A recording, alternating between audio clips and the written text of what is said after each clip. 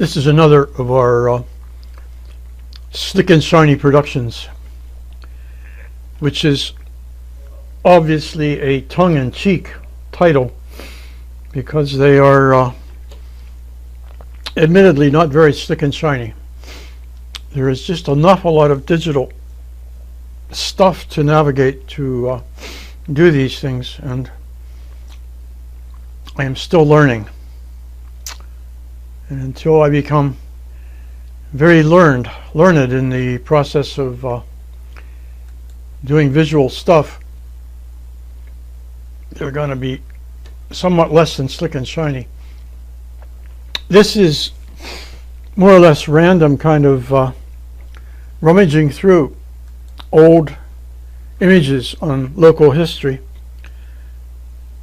That's an old log house that still sits just outside of Greensburg on 136. That's the kind of thing that was used to charge the coke ovens. These ran on top of the coke ovens and put coal in. These are some of my mappings. That was the Westmoreland glass after it was burned.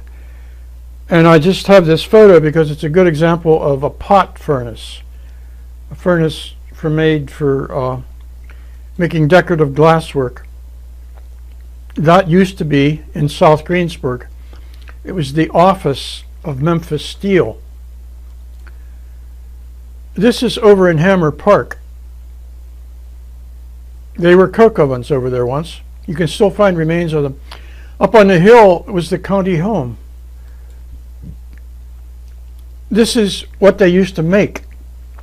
One of the things they used to make at Memphis Steel. These are some of the guys that worked there. Brown Ketchum was the same place as Memphis Steel. This was Memphis Steel when it was being torn down in the Great Depression.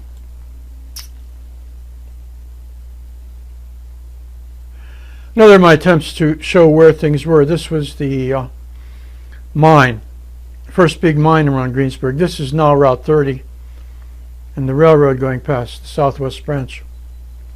More of my attempts to show things where they are. This was another mine right beside Mount Pleasant Street.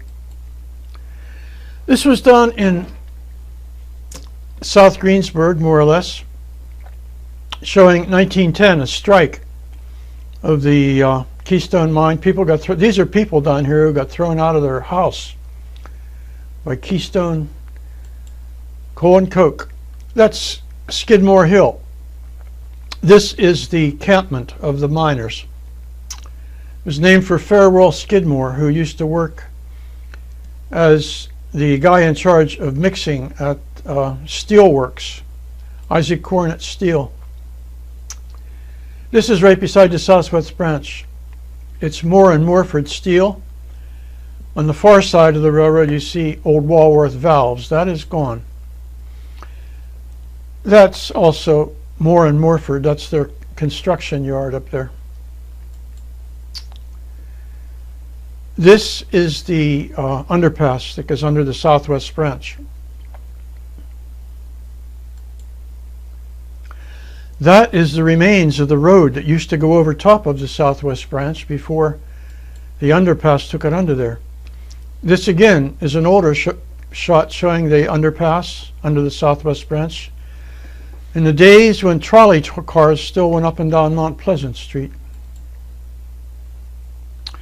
This is my version of what it looked like over there when the road, Mount Pleasant Street, went over top of the railroad instead of going under it, as it does now. And there was then a generating station that made electricity right over there. I think that was at Hermione, but I'm not certain of that. Same place, wherever it was. Maybe somebody knows. That's beside the street down there at Urania Avenue.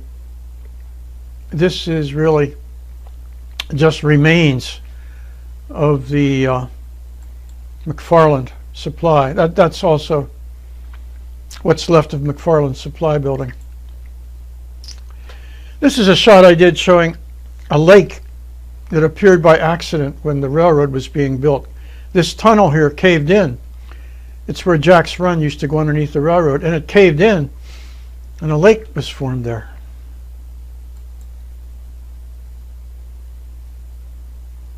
That was when they were building the tunnel under Main Street, and the tunnel even is no longer there. Beside the tunnel there was shops. Contractor Malone had his shops for the construction work that was going on, building the tunnel and his sections of railroad.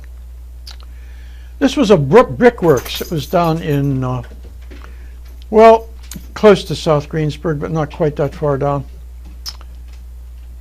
The Parks brothers had built these brick kilns, and this was a grist mill.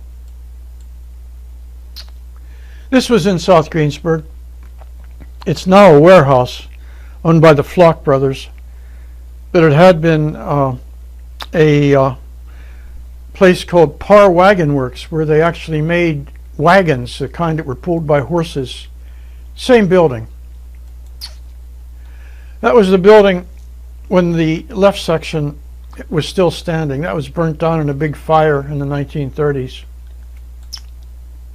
This is the Parr plan of lots. This is the building that we had just looked at. And Isaac Parr put together a plan of lots, which is still there, as is Parr Street. And Parr Wagon was working, making horse-drawn wagons at the time when automobiles and trucks were being made. So they felt, if you can't beat them, join them. So they made a truck, the Parr truck. That's a photo of the place.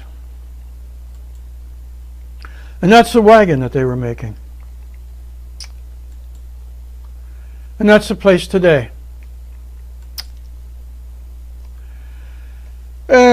I think we've done enough of this random smorgasbord of historical matters. And we're going to push a button, and that'll shut it down for number 1.